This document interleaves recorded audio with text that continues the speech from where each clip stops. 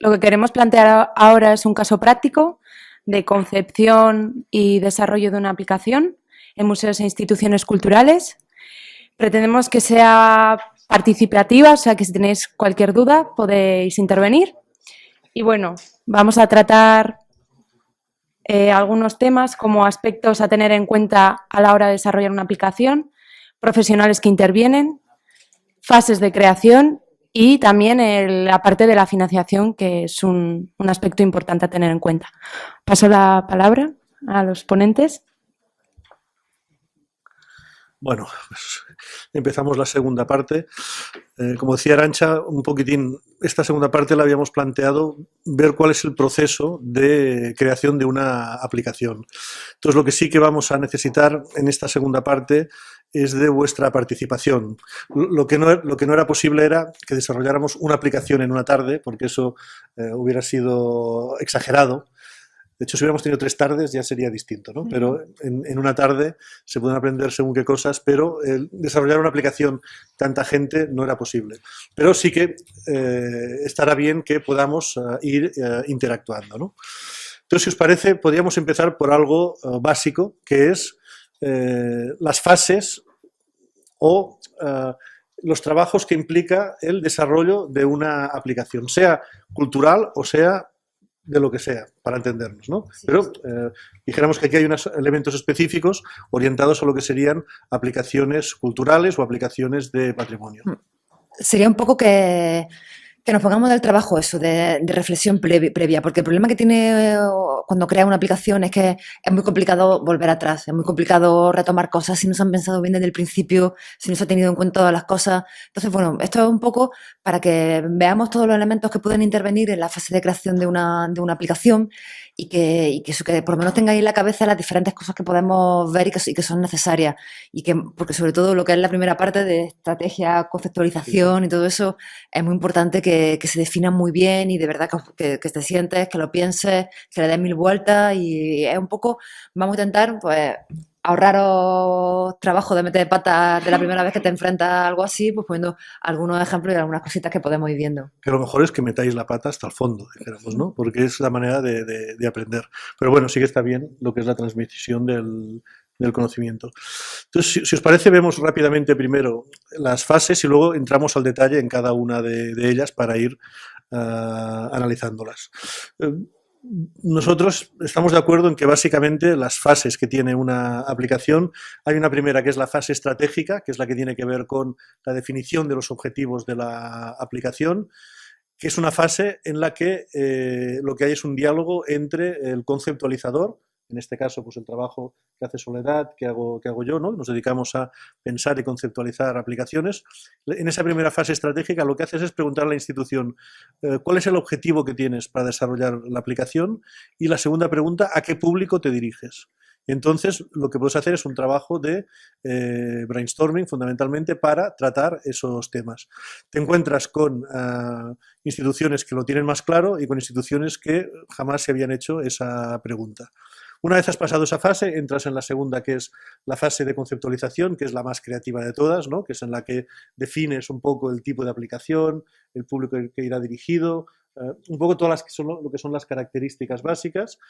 Con eso ya hecho, podríamos decir que ya tienes el proyecto y que sabes qué costes va a tener luego la producción, porque en la fase de conceptualización tú sabes si vas a tener que necesitar 5 vídeos, restituciones hechas por ordenador, es decir, toda la parte de tipo de contenido sin número lo piensas en este momento. Y luego ya entrarías en lo que es la fase propiamente de producción, ¿no? Que es el desarrollo de contenidos, diseño gráfico, programación, etcétera, etcétera. Luego no podemos olvidar que hay una fase de publicación, que esta fase de publicación está ligada a lo que es el plan de comunicación de la aplicación también. Algo tan tonto como escribir el texto para las stores online de tu aplicación. Claro, es que eso requeriría a lo mejor hasta una clase, una tarde dedicado a cómo hacemos esos textos, ¿no? ¿Qué es lo que tenemos que poner? ¿Dónde tendríamos que centrar la lectura del usuario posible, y pensar que hay muchos usuarios que jamás leen el texto que hay en las stores, que esta es otra, ¿no? Pero bueno, para eso están las imágenes que tienes que te dejan poner. Y luego no hay que olvidar que hay una fase de mantenimiento, que es la fase de pues, actualizaciones. Por ejemplo, hay actualizaciones tanto en lo que es renovación de contenidos como algo que es muy importante. Es decir, yo que sé, muchas aplicaciones que hicimos nosotros estaban hechas con... Pasar de iOS 7 a iOS 8. Bueno, ya no eso, es que tener un iPhone 4 a tener un iPhone 6. Han cambiado tamaños, formatos, han cambiado incluso las proporciones. Entonces, claro, hay aplicaciones que tú has hecho para iPhone 4, pongamos por caso, ahora que tienes un sistema operativo nuevo y que tienes formatos nuevos, pues a veces no se ven bien, tienes que estar al día de ellas, ir adaptándolas y modificando. Es decir, que hay un trabajo realmente de mantenimiento al día de la aplicación, y si no, cerrar y quitarla, dijéramos, ¿no? Entonces, estos serían un poco a grandes rasgos los elementos que aparecen aquí. Y ahora lo que podríamos hacer es ir viendo un poquitín, pasaríamos a la... Entonces, a nivel de objetivos de una aplicación, yo pensaba que era interesante traer los que desde hace varios años está trabajando una organización que se llama Museums and Mobile, que por cierto, la última encuesta es del año 2013, yo creo que se ha muerto, y que no, porque ya desde el 2014-2015 ya no hay encuesta. Pero son una gente que desde el 2010 estuvieron haciendo cada año una encuesta sobre cuál era la utilización de los dispositivos móviles en los museos. Y era una encuesta súper interesante, yo cada año esperaba que saliera para ver un poco, antes hablábamos de tendencias, cómo iban evolucionando las tendencias. Entonces, si nos fijamos en la última de las encuestas, la del año 2014, estos eran los principales objetivos que buscaban las instituciones patrimoniales a la hora de plantearse desarrollar una aplicación móvil.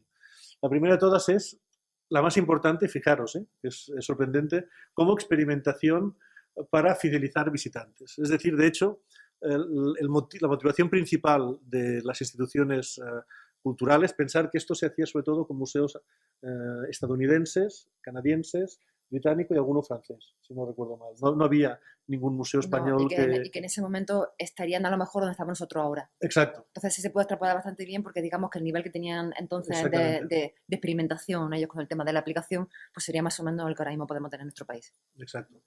Y entonces la primera motivación era esa, la experimentación. Es decir, usted, hay un elemento nuevo, vamos a experimentar con él, ¿no? A partir de ahí, la segunda motivación principal era la de ofrecer contenido de interpretación complementario. ¿Qué significa complementario?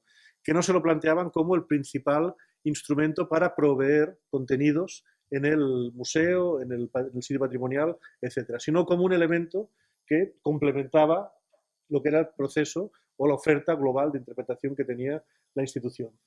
Luego sí que les interesaba el hecho de la interactividad, o sea, se daban cuenta que este dispositivo permite interactuar a la institución y al usuario, y a partir de ahí para ellos era interesante este objetivo, ¿no? ¿Cómo consigo interactuar? El ejemplo que veíamos antes del Murder in the Museum era un ejemplo que va orientado claramente a esto, ¿no? Generar una interacción entre visitante e institución. Luego, decían, para incrementar el perfil de la institución dentro de lo que es el ámbito de los museos. Es decir, si yo utilizo tecnologías móviles y demás, de alguna manera estoy incrementando mi perfil dentro del mundo este. Para atraer nuevos visitantes, estos estarían ya en el segundo escalón, para diversificar los programas públicos del museo, para mantener al día de la actualización de prácticas en museo. Esa tiene que ver un poco con la experimentación. Es decir, que fijaos que hay muchos objetivos que son un poco específicos, sino que son un poco, entra a formar parte de lo que es la evolución de la institución del museo. Pues a mí, sorprendentemente, en el mundo anglosajón, por ejemplo,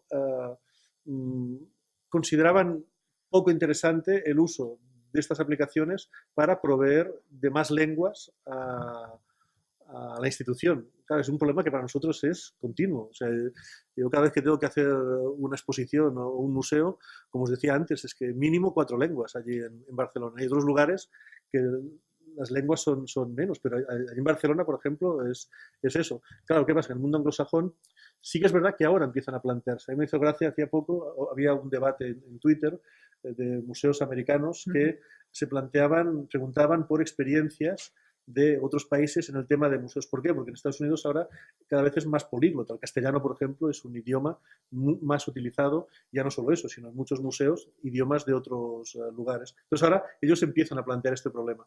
Pero os dais cuenta, en el año 2014, cuando algo que es evidente, ¿no? Que esto sirve para hacer de traductor simultáneo, para ellos no era demasiado interesante. Y acabo con esto, y lo que es también significativo es que muy pocos se planteaban que sirviera para generar ingresos. Son realistas y en realidad generar ingresos no generan las aplicaciones, eso tenemos que tenerlo claro. De museos no generan ingresos. Las que generan ingresos... Nunca pensamos en hacer una... Si tenéis en la cabeza en algún momento hacer una aplicación de museo pensando que podéis sacar dinero de ella o que se va a rentabilizar con la descarga, eso ahora mismo no te metamos en la cabeza porque no va a generar. Bueno, a no ser que hagáis Angry Birds, ¿no? Algún juego así. O aplicaciones, las que más se venden son las de navegación, de sanidad y temas de seguridad. Por la que está más dispuesta a pagar la gente son por las aplicaciones de juegos. Sí, sí. La gente está mucho más predispuesta a pagar por juegos que por cualquier otro tipo de cosa. De hecho, creo que son de las pocas aplicaciones por las que realmente se paga. Había una pregunta en redes que era si las aplicaciones de este tipo deberían de ser gratuitas o de pago. Creo que la respuesta la tenemos aquí. Las de pago no se descargan. El índice de descarga es bajísimo. Todo. Ya es normal, ya en general es bajo, o sea, con las gratuitas, con las de pago muchísimo más. Es muy complicado. Comentaba sobre los idiomas de una aplicación. ¿Cómo influye en el presupuesto el tener más de uno o dos idiomas? Influye en, primero, que tienes que pagar las traducciones. Si las traducciones además llevan una locución asociada, tienes que pagar las locuciones.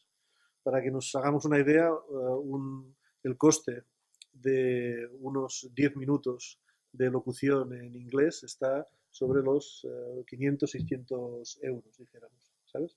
Y hay varios traductores, así que a lo mejor tenéis trabajo en... Sí. Sí, lo que pasa es que son, bueno, traductores de traducir textos, dijéramos. Sí, sí. Claro, si hay actores también. Bueno, de muchas hecho, veces lo que locutan claro, son actores. Son actores. Sí, sí, sí. Gente que viene de locución. Entonces, si tenéis buena voz y locutáis bien, pues mira, también es un camino. Exacto. ¿Paso? Digamos, sí. Y bueno, exacto. Como os decía, primero tendríamos que identificar el objetivo que buscamos con la aplicación, y la segunda parte fundamental desde el punto de vista estratégico es la selección del público al que queremos dirigir la aplicación. Público o públicos, o a lo mejor en una misma aplicación nos planteamos que haya diferentes productos, porque hay aplicaciones que son multiproductos, ¿no? Que pueden tener un itinerario para adultos, uno para niños, uno para familias, ¿no? Que no necesariamente tienen que ser aplicaciones independientes, sino pueden estar asociadas bajo un único paquete, dijéramos, ¿no? Entonces, también esto estaba sacado de esa misma encuesta de tipos diferentes de públicos. Entonces, yo, por ejemplo, en los últimos trabajos que he desarrollado, lo que he hecho ha sido sentarme con el staff del museo, a sentarnos a definir claramente los objetivos y a sentarnos con ellos con esta lista de públicos. Veis que luego hay unas filas abajo abiertas, que es para poner públicos que no están en esta lista, y a partir de ahí vamos a puntuarlos para ver un poquitín cuáles son al final los públicos claramente a los que tenemos que dirigirnos, a los que no podemos dejar de lado, etcétera. Los criterios para seleccionar el público ahí ya tienen que ver mucho con el perfil de la institución, es decir, si es una institución de carácter más comercial, si es una institución de carácter pues, más social, ¿no? Porque elegirá unos públicos o elegirá otros. Y con esto, de alguna manera, tendríamos esta primera fase, ¿no? Estratégica. Sí. No sé si tú querías, porque ahora lo que haríamos a lo mejor sería preguntarles también a ellos. Sí, yo lo quería comentar un poco. Comentó antes vuestra compañera cuando hablábamos de aplicaciones, el tema de incluir a los colegios, de incluir a los niños, crear un público específico para este tipo de... una aplicación específica para estos modelos de público. Yo creo que es interesante, pues, en esta primera parte, tirar un poco hacia atrás, irnos primero a la estrategia y a la conceptualización, y que vamos a buscar ideas. Estamos viendo una cosa, estamos viendo que una aplicación, que es una ficha de un museo, no acaba de convencer a nuestro público. Esto no funciona, no acaba de llegar, no acabamos de convencer. ¿Qué hacemos? Estamos aquí, trabajamos todos en una institución cultural, estamos haciendo ahora mismo ese brainstorming que hace falta, esa lluvia de ideas. Y entonces ahora vamos entre todos a generar esa lluvia de ideas. ¿Cómo podemos hacer que una aplicación tenga éxito, que una aplicación funcione? ¿A quién la dirigimos? ¿Cómo lo hacemos? ¿Y qué contenido diferenciado le damos para conseguir que la gente se la descargue? Primero de todo, ¿quién va a hacer dentro de poco una aplicación? ¿O quién está imaginando a lo mejor hacer una aplicación de los que estamos aquí? Ahí está Jaime.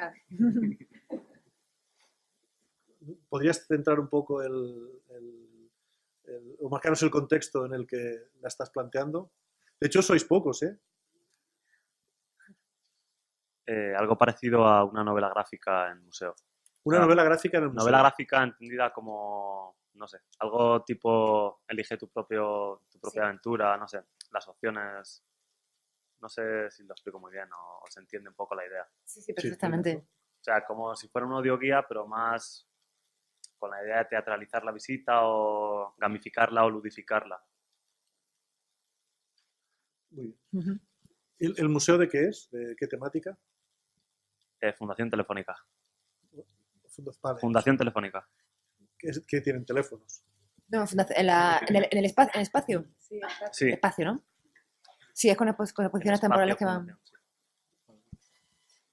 Pero tienen exposiciones temporales. Me gustaría proponer algo que variara Vale, en eso- función de las yo creo que- exposiciones temporales. Sí. Primero te hablo de los teléfonos, si era una colección de teléfonos. Tienen, pero tienen una especie de aplicación que se llama Mobifono, Ujú. que ya es como para los niños introducirlos a la colección, ¿cómo se llama? Sí, a la parte de los museos, la historia de las telecomunicaciones. Sí. Pero me gustaría meterle la parte de las exposiciones que van cambiando. Hace muchos años, no recuerdo institución, porque estamos hablando de cuando funcionaba MySpace, que no sé si ni siquiera os sonará, que digamos que antes de que llegara el boom de Facebook, estaba MySpace, que fue la primera red que pegó, digamos, ese salto, que la primera red social que tuvo impacto. Y no recuerdo el nombre de la institución, era americana, pero sinceramente es que hace ya muchos años de eso y no recuerdo exactamente qué fueron.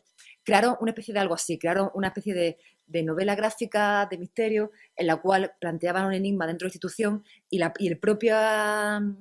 los propios personal de la institución participaban generando el contenido, participaban haciendo esa novela gráfica y dándole ese contenido. Y lo que hacían era precisamente también, como lo que hemos visto del Metropolitan, de descubrir un misterio, pero aquí lo que te cogían eran a dos personajes ficticios, que eran dos becarios que llegaban a la institución y que de repente tenían que descubrir cuáles eran los misterios que se desentrañaban. Cada uno de estos becarios tenía un perfil en esta red social y te iban contando a través de pequeñas píldoras que iban descubriendo para que tú fueras resolviendo ese misterio final. Entonces, eso puede ser una idea, aunque no sé si me estás escuchando.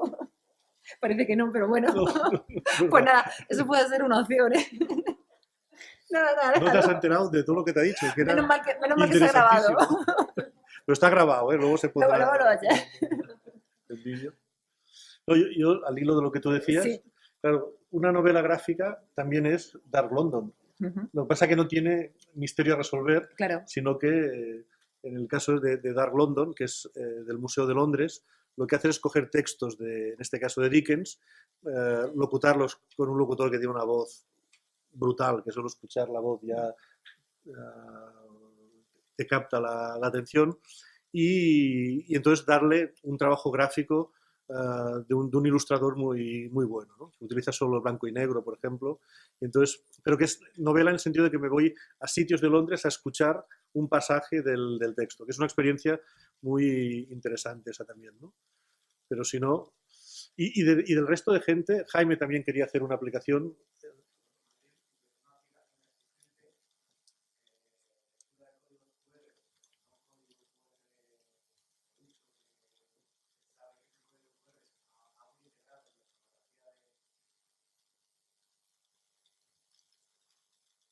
Reconocimiento de imagen. Emplear el reconocimiento de imagen y un poco la dinámica de reconocimiento de códigos QR para tener gestión cultural en un entorno patrimonial, pero no está definido como tal, sino generar esas rutas. Y la idea sería mezclarlo con educación, porque mi idea es plantearlo como un proyecto donde los contenidos los generarían las escuelas. Entonces tendría una doble vertiente. Por un lado lo disfruta el público cultural turista y por otro lado lo generan alumnos de la vía artística cultural, tanto de bachillerato como de las FPs. En tu caso, necesitarías de una infraestructura también, que es la colocación de esos códigos. Eso, según cómo, hace más complejo el proyecto, porque necesitas pues la participación de instituciones que vayan ligados. Pero bueno, eso te lo encontrarás en muchos otros casos también, claramente. Por ejemplo, como comentaba antes, Manuel, cuando estamos hablando de la primera parte, las aplicaciones de Semana Santa. Son aplicaciones estéticamente, pues, no demasiado allá, vamos a reconocerlo. Muy de Semana Santa, muy básica, con una información tal, pero tiene un elemento muy práctico, que es que muchas veces es lo que necesita la gente cuando va a hacer cuando va a conseguir una aplicación. Que te van a decir, pues, la hora, el itinerario y el punto exacto en el que está algo que a ti te interesa ver. Pues eso tiene, por ejemplo, una tasa de descarga muy alta, porque está dándole un valor y está cubriendo una necesidad clave. Y muchas veces eso es lo que no nos planteamos cuando conceptualizamos una aplicación, el buscar cuáles son las necesidades reales que tiene nuestro público, porque a lo mejor necesidad real no es tener ese contenido de la ficha, que lo puedes buscar igualmente de otra forma si tú quieres esa información, pero lo que no hace falta es buscar esas necesidades reales, y no solamente aplicado a museos, sino a espacios culturales, sino también eso, eventos, festivales, conciertos. ¿Qué pasa? ¿Qué busca la gente cuando va a un teatro? ¿Qué busca la gente cuando va a una ópera? Muchas veces, mira, por ejemplo, algo que en Estados Unidos está funcionando muy bien en los grandes estadios, en los grandes eventos, son aplicaciones que lo que hacen es que guíen a la gente hasta su asiento. Pues una cosa muy simple, pero a lo mejor pues te facilitan una acción, ¿no? Entonces, ese tipo de cosas que nos faciliten el día a día es lo que tenemos que plantearnos también cuando buscamos una aplicación. No tanto, a lo mejor, centrarnos en esa así, sino en una funcionalidad Claro. que nos permita resolver pues, ese punto. Y el ejemplo claro de eso son las aplicaciones de Semana Santa y donde puede estar ese paso. Pues ese es el punto que hace que esas aplicaciones sí sean descargadas y la gente sí se las baje, pero además muchísimo en masa cuando llega esa fecha. Porque la aplicación tiene un formato que casa muy bien con esa necesidad, ¿no? Hay momentos puntuales que necesito información en tiempo real de ubicación de los pasos, por ejemplo, a qué hora va a salir el paso, de qué sitio, qué hermandad, y que además de eso te va dando información, yo qué sé, pues histórica o lo que sea, porque todas estas de Semana Santa, todas te acaban contando un poquitín lo que es el paso. Y las que son de festivales también básicamente te están dando información en tiempo real, pues ahora en el escenario 1 actúa el grupo tal, y en el escenario 2 actúa, o sea, por la aplicación del Sonar o de estos festivales, todas. Luego, además, en este caso, se añade que puedes comprar los tickets, puedes comprar las entradas también a través del dispositivo móvil, ¿no? Que tienen ese componente. Voy a avanzar un poquitín hacia adelante, me voy a saltar otras cosas, pero ahora volvemos hacia atrás a ellas, porque hemos visto antes las diferentes partes que digamos que componen esta institución, ¿no? La estrategia, controlización, producción, tal. Aquí podemos ver, digamos, qué equipo podría componer cada una de esas partes. Tenemos alguien que lleve una coordinación, es súper importante que haya una persona por encima, que podría ser en este caso, por ejemplo, el comisario que de las exposiciones, pues bueno, aquí hace falta un coordinador que controle todo, desde el principio hasta el final, y los diferentes equipos y las diferentes personas que trabajan. Hace falta gente que lleve la documentación, tanto del texto base como de las fotografías que se van a utilizar, los vídeos, las imágenes, los 3D, los dibujos que se van a hacer si hace falta. Esa parte también hace falta gente que se dedique al diseño gráfico y luego al desarrollo en sí de todo ese corpus de programación y de estrategia que vamos a utilizar. Entonces, como no hemos tenido tampoco mucho tiempo de conocernos entre todos, no sé qué perfiles tenéis vosotros. No sabemos de dónde venís ni a qué dedicáis. Pero a ese nivel general, si mismo tuviéramos que montar aquí un equipo para trabajar en una app, ¿quién de los que esté aquí se sentiría cómodo coordinando una aplicación? Coordinando todo el proceso. ¿Quién cree que tenéis que conocéis o podéis conocer el tema o podéis gestionar equipos para llevar una aplicación desde el principio hasta el final? Levantad la mano, por favor, ¿quién se suma a esta primera parte? Aparte de Jaime, nadie se atrevería a coordinar un proceso, a coordinar un equipo. También. Lo más importante es ser valiente. Es como todo. Coordinar una aplicación tiene esa doble vertiente. Tienes la vertiente de elemento de responsabilidad, porque evidentemente de ti va a depender gran parte que funcione bien, que funcione mal, que los equipos se entiendan bien entre ellos y todo ello, pero también tiene una parte que para la gente que le gusta construir cosas, preparar cosas y implicarse en lo que está haciendo, es súper interesante, porque de repente es esa idea que tienes y tener gente que te va a ayudar a desarrollarla y a tenerla. ¿Los demás nadie os veis coordinando una aplicación? ¿De verdad nadie más se atrevería? Mira, ya tenemos. Alguien más, alguien más. Mauri. Yo diría que además en este trabajo dijéramos que lo podemos dividir en dos trabajos. Uno que es quizá el trabajo del editor, Sí. que es el más creativo de pensar, y la coordinación, que es Técnica, que es prácticamente, ¿no? y además el trabajo de ir con el látigo Sí. persiguiendo a todos para que te hagan sus trabajos, ¿no? Y te los entreguen a tiempo, que esta es otra cosa. Pensás Y- que esto es un trabajo, no un trabajo de una semana, ¿eh? No. Estos estamos trabajos de varios meses para normalmente sacar una aplicación. Si va muy rápido, a lo mejor 3 meses, pero muy poquito. Pero No. vamos, pero hace falta mínimo de 6 meses a un año para hacer una aplicación Sí, hay, bien buena de en contenido. función de la complejidad pueden ser más o pueden ser menos, pero es que hay, por ejemplo, hay muchas aplicaciones, aunque sean las sencillas, que necesitan un mínimo proceso de maduración. Sí. Entonces ese proceso de maduración enseguida te ha pasado un mes, ¿no? Entre que piensas las cosas, te centras en el público, intentas conceptualizarla. Es decir, esos procesos de maduración no te salen en una tarde, sino que necesitan de un proceso de interiorizarte en las necesidades, en la institución y demás. Y eso no lo haces en una tarde. Bueno, ¿y quién se encuentra preparado para hacer un proceso de documentación? De buscar esos textos, pensar qué tipo de cosas van a formar parte de ahí. ¿Quién documentaría? ¿Quién buscaría todo ese tipo de datos que hacen falta para llenar de contenido una aplicación? No, pues un equipo. Pero ¿quién se encontraría capacitado? ¿Quién le gustaría formar parte de un equipo Haciendo la parte de documentación. De documentar esos textos, de sacar todo ese tipo de información.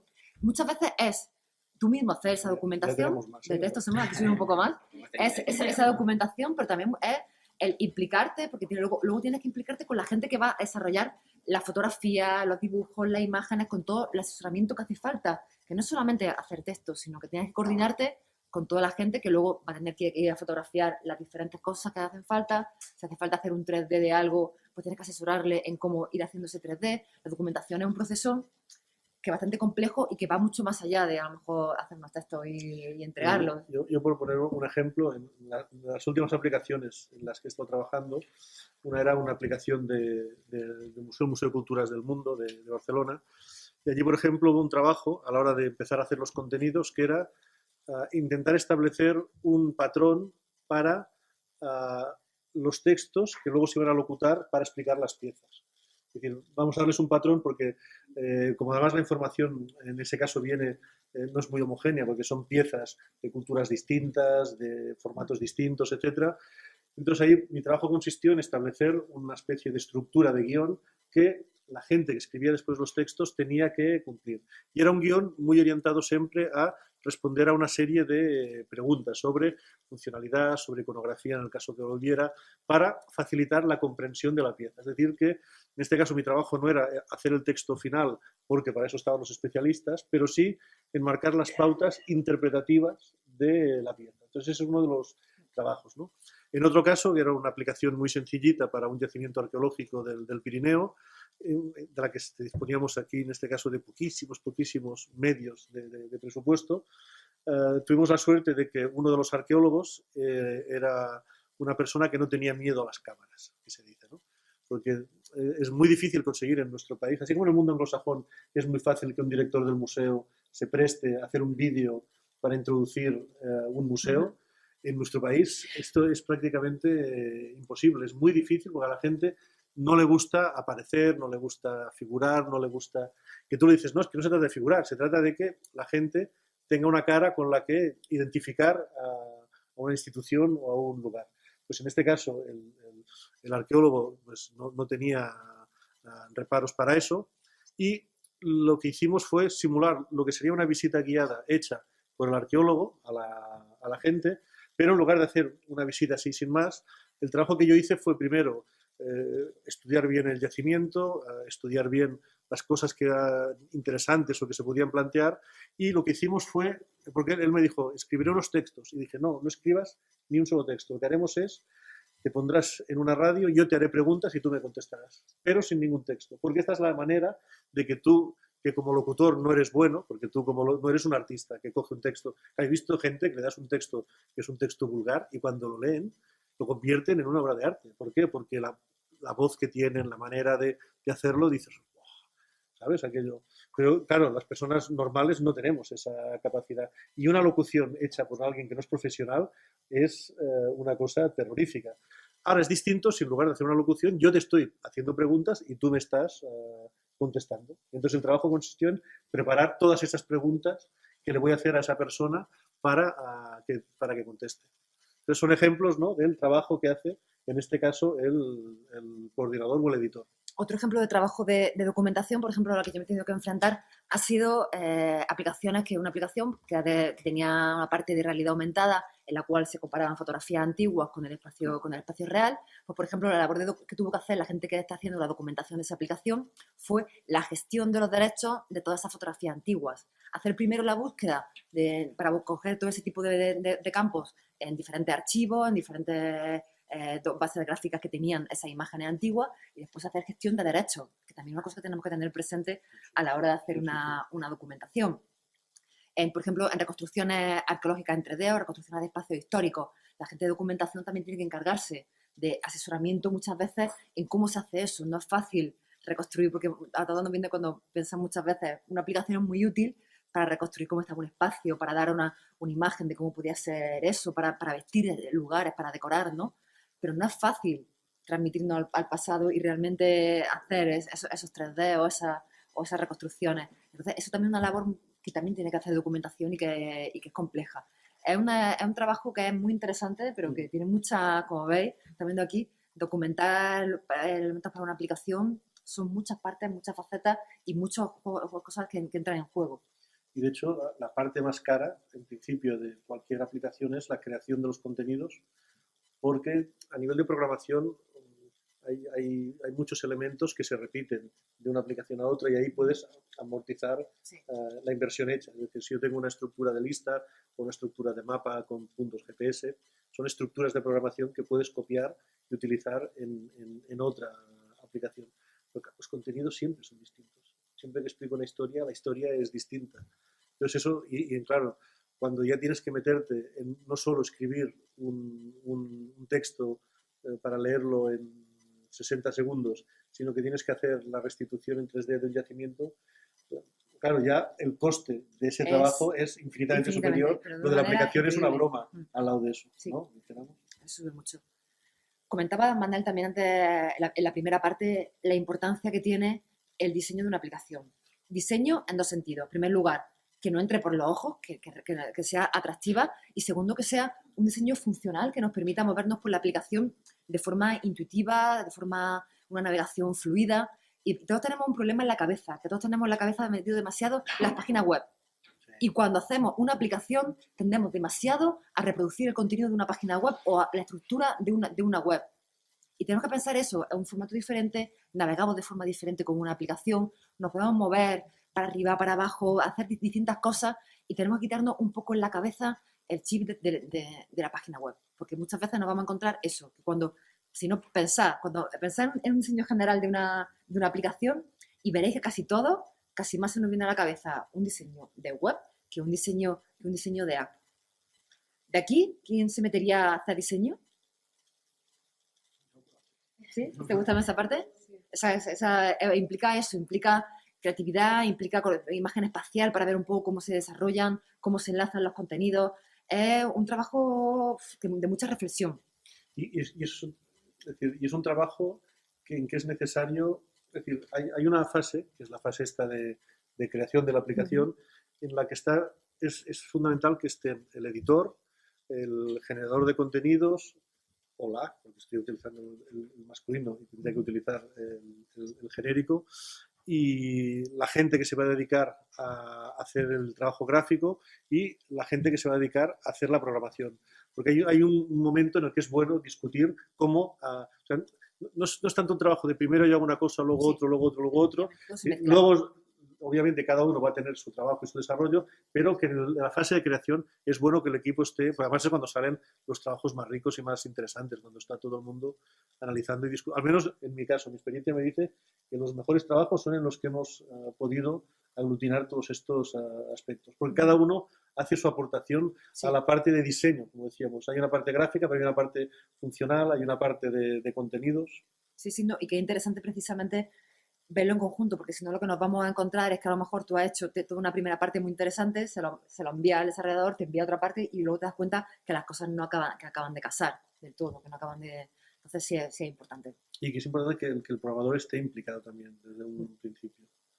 Porque a mí me ha pasado muchas veces que hacías las reuniones y el programador te decía, oye, cuando tengáis los textos me los mandas y ya los pondremos. Y tú decías, bueno, claro, luego estaban los textos hechos y se los mandabas y entonces había problemas de decir, ostras, es que no hemos analizado bien las funcionalidades o lo que sea.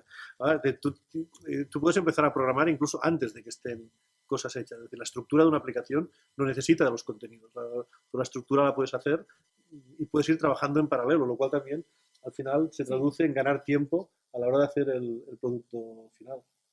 Sí, pero cosas como textos, los típicos textos enormes que tú crees que queda bien, luego lo pones en una aplicación con una pantalla de móvil así y se empieza a bajar y esto no se acaba nunca, ¿no? Claro. Entonces, bueno, son cosas que a lo mejor tú crees que, además, en ese sentido, casi tú siempre, cuando empiezas a hacer un texto para una aplicación, te pasa. Siempre crees que no es bastante, que no va a ser nada largo y cuando te pones a leerlo en el móvil, te das cuenta que a lo mejor esto es pesado, tal. Sí. Por eso es importante que esté esa sincronía. Ahí me quería preguntar. Sí, respecto a la interacción entre diseñadores y la programación, ¿hasta qué punto es importante la elección del programa, del lenguaje de programación para la app? ¿O quién llevará, en el caso del coordinador del proyecto, hacia qué lado debe mirar más? ¿Al del programador en una fase inicial y al diseñador en la fase de desarrollo? ¿O siempre mantener una bizquera con los dos y acabar miope? ¿O cómo? Eso te lo va a marcar mucho más que nada el presupuesto, ¿eh? Eso te lo va a marcar porque, en realidad, si no tienes problema de presupuesto y quieres hacer un diseño magnífico, pues tú le echas tu hora al programador y tiras para la parte de diseño y que él eche todo eso, si lo puedes pagar, evidentemente.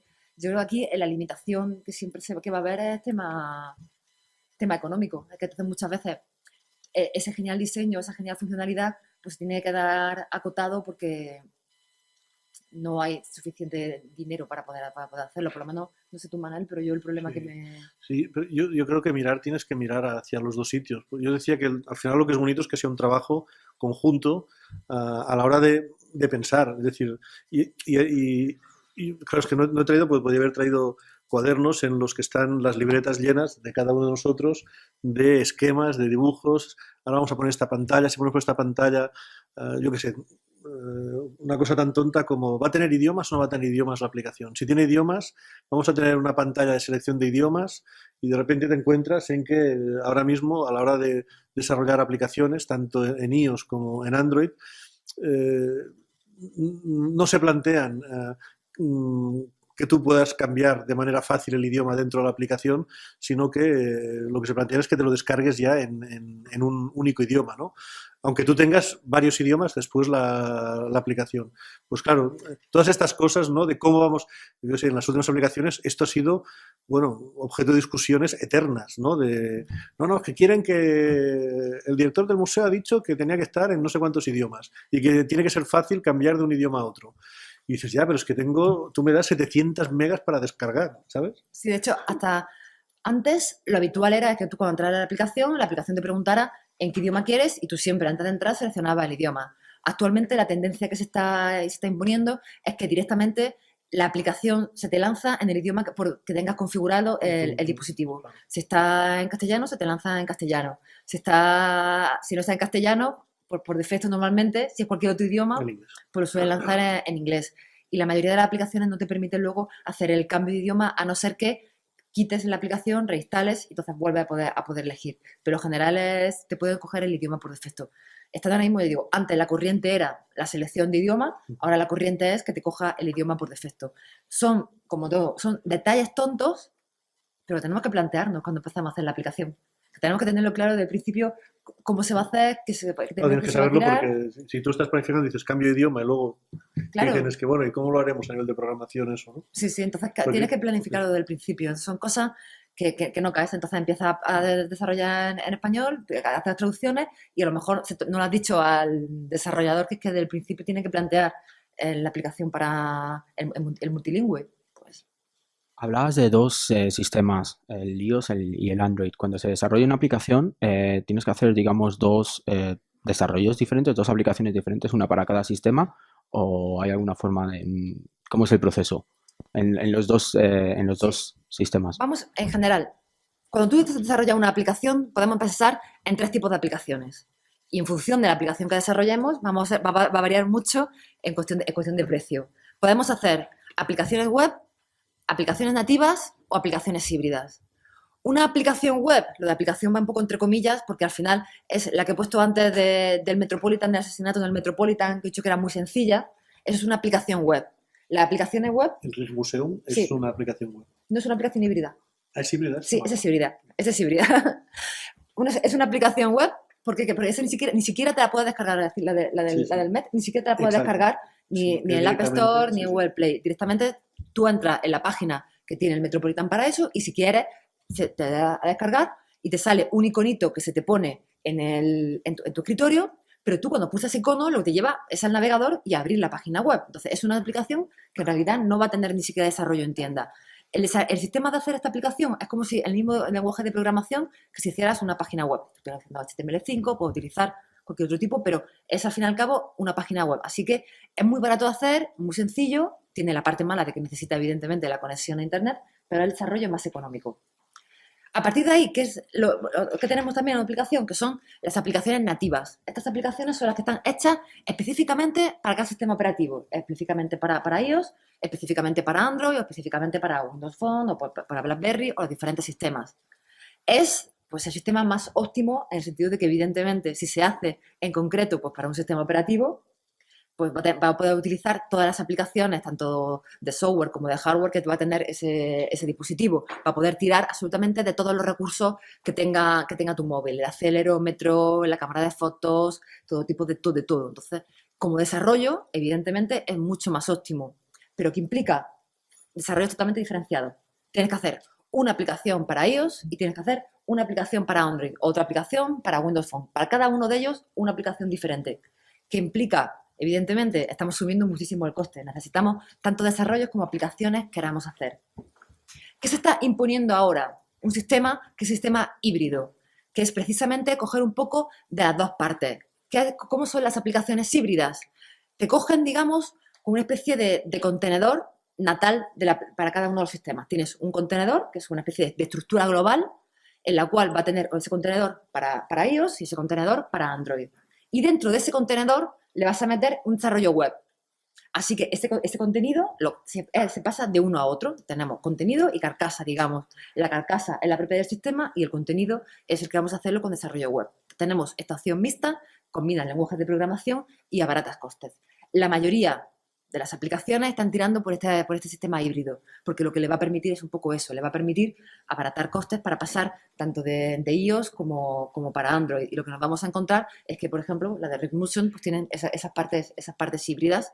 Tiras mucho de contenido web. Te hace falta también que tener pues conexión continua. Conexión prácticamente continuamente. Así que necesitamos que si vamos a hacer una aplicación híbrida en la cual la mayor parte del contenido o una parte bastante gorda del contenido va a estar colocado en Internet o en la nube, necesitamos que si la persona va al museo con una aplicación híbrida, le demos un wifi de calidad porque a lo mejor no tiene una red de datos que le permita hacer uso de todos los elementos de esa aplicación. Entonces, digamos, esto sería un poco las funciones.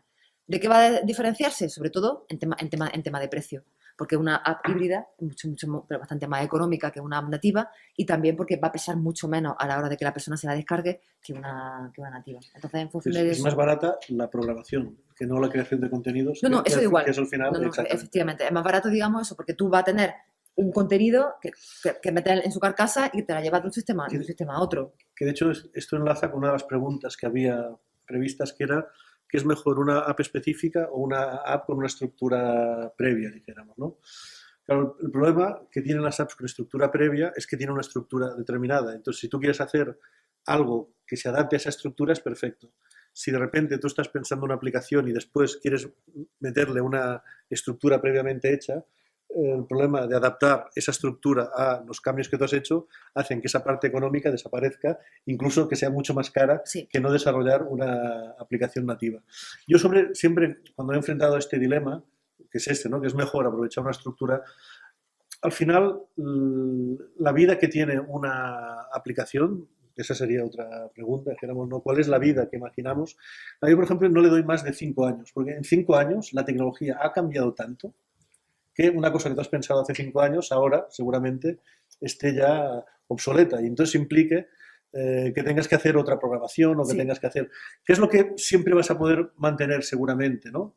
Los contenidos, porque unos buenos contenidos sí que pueden perdurar en el tiempo, dijéramos, ¿no? Pero lo que es la parte de programación esa igual tiene y cada X tiempo, depende de la inversión que hayas hecho, pues tampoco a lo mejor es tan costoso desarrollarla. Lo bueno que tienen los desarrollos nativos es eso. Si tú, por ejemplo, quieres que sea accesible la aplicación, yo imagino que la del Rift Museum debe ser accesible del todo, pero no lo he probado, no lo he probado con VoiceOver y con Talkback, que son los sistemas que los teléfonos tienen para personas ciegas, dijéramos, ¿no?